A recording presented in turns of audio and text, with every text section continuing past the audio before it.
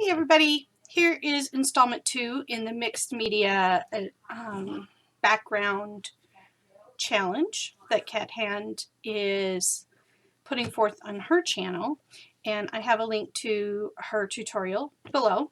And this time she wanted us to do basically collaged paper background, and she said pull out your scraps and collage a background. So I did this in my little book, and these are all pieces of scraps that came from the Hello Love crepe paper line that I have, and I had been making some things, and these scraps were sitting on my table, and I'm like, oh, I'll use those. So I used Mod Podge matte on this. Yeah, it's not very matte. And I wanted to compare it to more artist grade, this stuff, matte gel, matte medium, basically. This stuff is expensive.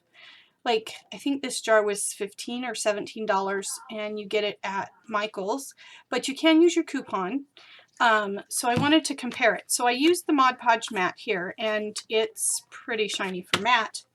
And then I did a different one for my scrapbooking. And I use this product in my scrapbooking. One of the reasons I wanted to use this product is because these artist grade products are acid free. Mod Podge is not acid free. So in this book, this isn't acid free paper, this is just a little, basically a journal where I can just try out different techniques. I don't care so much about acid free, but in my scrapbook I do care about acid free. And I'm not, obsessed with it.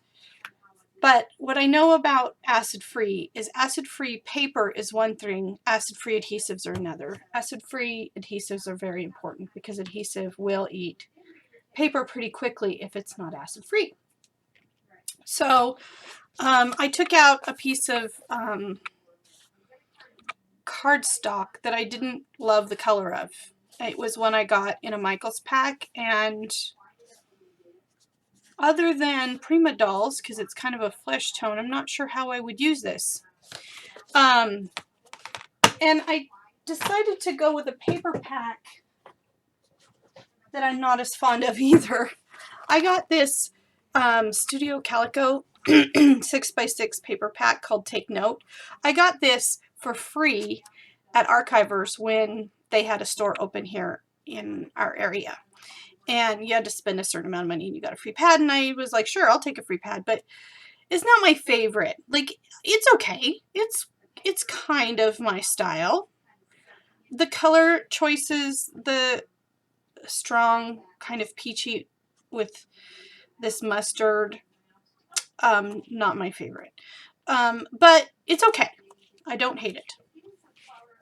But I collaged it up, and actually I started to like it more. I did use this product, and what I can tell you about the two products is I love this so much better. Like, some of the things that I noticed as I was working with the two products, with the Mod Podge, it feels a lot and acts a lot like Elmer's glue. And when you glue something down, it doesn't always just stay down. It's like sometimes it pops back up and you have to put more on there, right? This stuff, if it's, it dries quickly. It dries truly matte. There is no shine here. It feels more flexible when it's dry. And if you put its texture is not like glue. Its texture is more pasty, which is nice because it goes down in a nice thin layer. And when you put the paper on it, that paper sticks down. So I was really impressed with this product, and even though it's expensive, I don't think I'll be buying any more of the Mod Podge because, quite frankly, it's nothing like this. This is awesome, and I'm not sure I do enough collaging and mixed media stuff to feel like it's spending too much money because, obviously I can use a coupon, and even if I went through one of these a month, I wouldn't be sad. So there's my argument for matte gel, but I love it. So I will now take this and transform this into some kind of scrapbook layout for my scrapbook. All right, see you in a bit. All right, so some things went on with this background behind the scenes. I decided I wanted to adjust the color and make it more teal. I took shiny medium, gel medium, and I mixed Evergreen Bow Distress ink into it and covered the whole thing with that. And I decided to use it as an actual background. So now I'm using a sheet from the paper pad and some cutouts, and I'm beginning to assemble what I'd like to do with this layout. The picture is a picture of my husband and I before we had kids when we were first married, and we had made a turkey dinner on a day that wasn't Thanksgiving, and it started a tradition in our family that we call turkey anytime. We eat turkey several times a year. We love turkey, usually almost once a month. We stock up on them at Thanksgiving. Anyway, that background cardstock is a beautiful heavy piece of Club Scrap cardstock, and I gutted the center so that I could use it on the inside, the remainder. So I'm distressing with Evergreen Bow again around that piece of paper from the paper pad. I had been trying to find the exact shade of green, and that's why you see all those swatches of mediums on the back of that paper. And I decided that the Evergreen Bow was the exact shade that I wanted. So I had smeared it covered the entire background, and I've put it on that. It's kind of a pepper color, this cardstock. And now that's a piece of the same cardstock that is the frame. And I've distressed it with the Evergreen Bow, and I'm adding my photograph. Gosh, we were so young in that picture. It's crazy. That's probably from 1998, I believe. That's a piece of vellum. Again, I'm kind of trying to cover up this background because I think I'm going to throw away that paper pad. I hate it.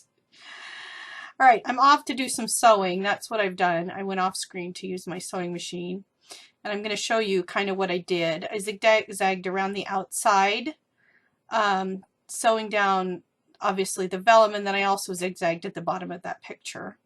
And I had put glue under where I knew the picture was going to be because I knew it wouldn't show through. So now I'm just taking my strings from my sewing and trimming them off.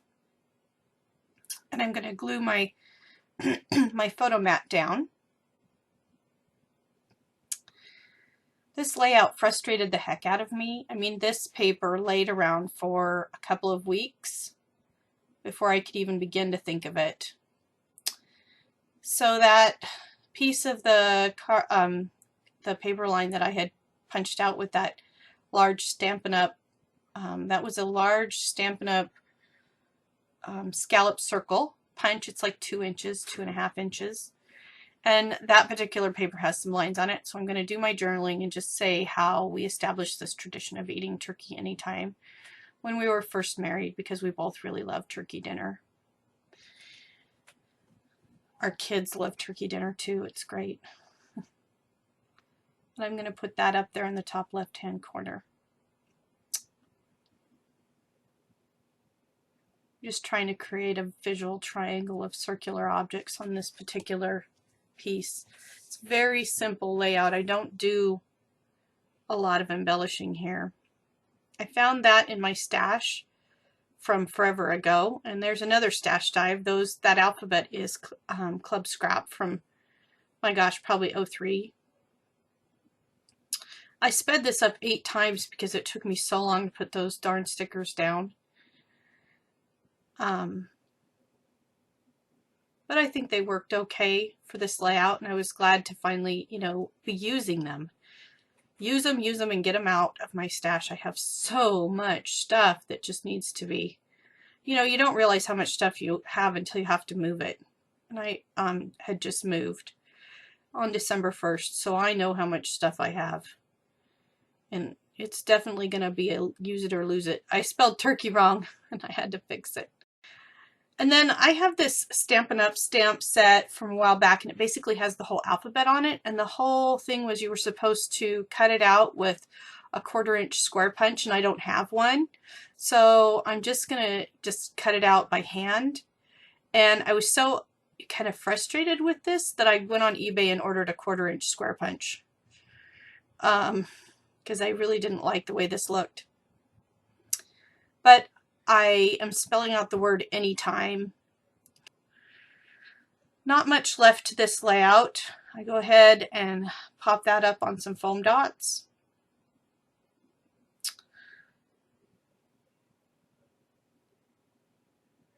And then I pull out one of my many, many packets of thickers and that swirl, and I apply the evergreen bow to it and heat it with a heat gun to dry it really good. And then that's it. That will be my last embellishment. So you can see I didn't embellish this particular layout much.